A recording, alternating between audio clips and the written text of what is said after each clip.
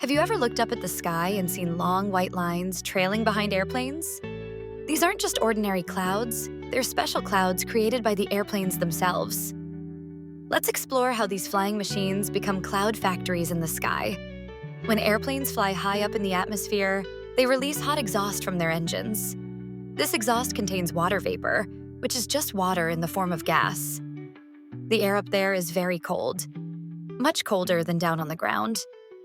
When the hot, moist exhaust meets the freezing cold air, something magical happens. The water vapor in the exhaust quickly turns into tiny ice crystals.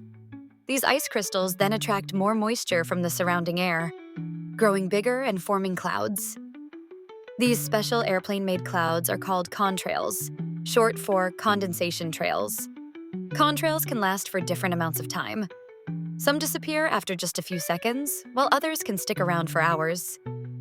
The length of time a contrail lasts depends on how much moisture is in the air and how cold it is up there. Sometimes, these contrails can even affect the weather in small ways. When many airplanes fly in the same area, their contrails can join together and create larger cloud formations. These bigger clouds can block sunlight and even cause slight changes in temperature on the ground below. Scientists study contrails to learn more about how airplanes affect our atmosphere. They use special instruments to measure the size and shape of contrails and how they change over time. This research helps us understand how air travel impacts our environment and climate. Next time you're outside on a clear day, look up at the sky.